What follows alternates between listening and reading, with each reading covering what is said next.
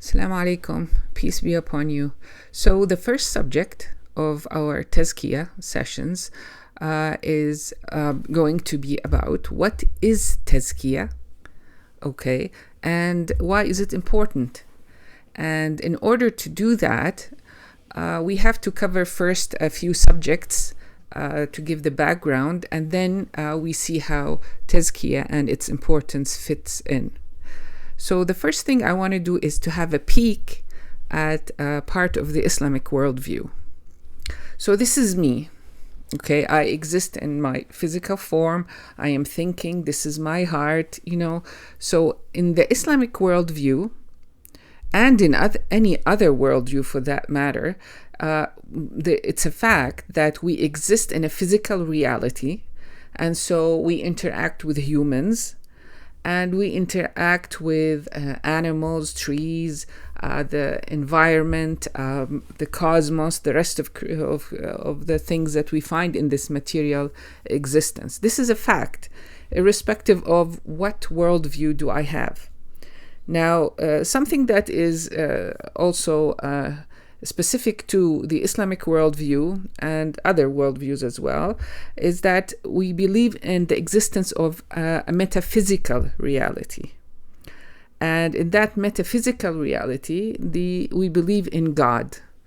God is the creator of everything, and he's the God for everybody, basically. So he created us, and he put us in this matrix, in this physical existence for a reason. Now, so the important thing is we have to know why God created us. What is the purpose of life? It's crucial, actually, because if you think about it, if you are interacting with anybody or anything, you interact based on your goal. So if I am, for example, a carpenter and I go visit a school, my goal or my worldview as a carpenter will make me look at the school differently than somebody else who's a teacher, and he's looking at the school from a teacher perspective or a teacher's worldview. I will be looking at the chairs, the desks, how they're made and how they can be improved or something of the sort. And then, of course, the teacher will be looking at how the desks are arranged in order, for example, to certain kids have to be seated here, other kids have, so they'll be looking at it from different perspectives, and they will be interacting with it in a different way. And so it's just common sense. If we are existing in this life, what is my goal? Because it will determine how I interact with other humans. It will also determine how I interact with animals, the environment, climate change, all of that. So, and everything, if I want to really achieve that goal, everything I do has to fit or help me on that path to achieve that goal. So let's talk about the purpose of life, because this is also related to Tazkeyah, and we want to see how Tazkeyah actually helps me in achieving the purpose of life. Okay, so let's talk about that. Now, as Muslims, we believe God created everything and everybody, and he sent the Quran, the holy book, and in that he actually addresses this question. And God said to the angels, this is at the time of creation of Adam, he said that I am making a vicegerents, a successive authority, a stewards basically on earth. So he delineated here basically why he created humans, to have that role on earth. So if we go back to our diagram of the Islamic worldview, basically, we have to interact with everything in this physical reality, whether humans or otherwise, under the role of stewardship. And how we interact is also, the guidelines for that are present in the Quran and the prophetic Sunnah. And so we have the answer to that. Now, that is supposed to help us or achieve the purpose of life. Now, is that the only verse in the Quran that deals with the purpose of life? No, there's another verse. God says, I only created jinn and ins to worship me. Now, so the question here is, what does worship mean? So if I want to look at the word worship, which is actually عبودية, إلا ليعبدون, to worship.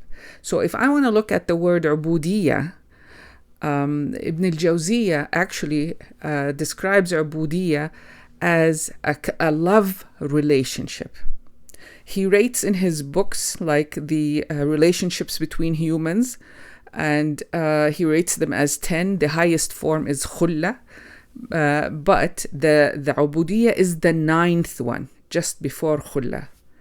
So to be abd, basically, is to be in that loving relationship. I mean, we can hear it in regular talk. People say he worships her. So he really, really loves her and he would do anything for her, basically.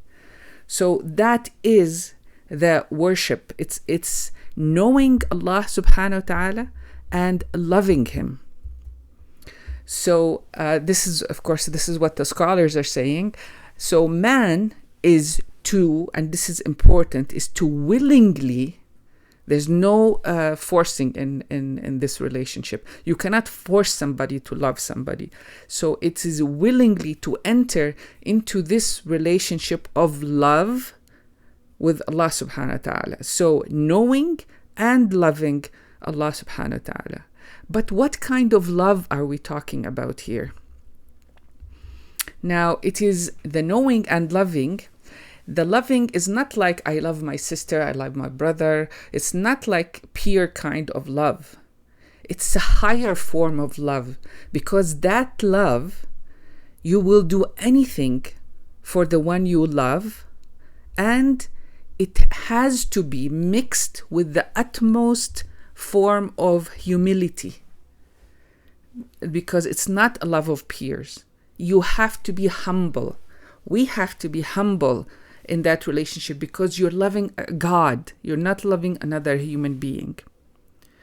So that is the ubudiyya. Now some people might say, well, ubudiyya is the prayers, the fasting. Well, all of that goes under ubudiyya, because this is what Allah subhanahu wa ta'ala asks us to do.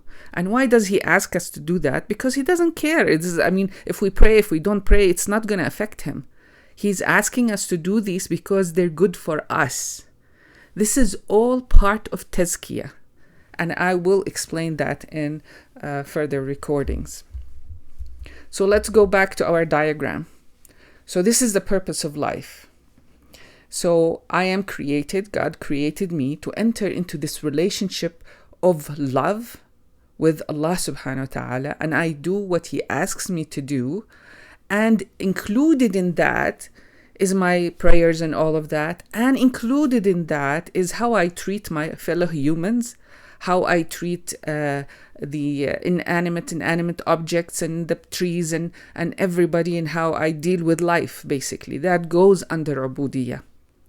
So the better I am in my ascension, in my vertical relationship with Allah subhanahu wa ta'ala, the better I will be in my stewardship with all the material creatures that God created. And vice versa. The better my behavior, my suluk is with everybody around me, that I apply what Allah subhanahu wa ta'ala told me to in regard behaving with humans and the rest of the cosmos, the more I ascend in my relationship with Allah subhanahu wa ta'ala. So that is the purpose of life. So I have to, everything I do, I have to take it back. This is the thermometer. This is what tells me basically, should I be doing this thing or not doing this thing? Is it going to help me in my ubudiyya or not? Is this what I'm created to do? So it's always we have to go back to this. And this is part of the Tazkeyah.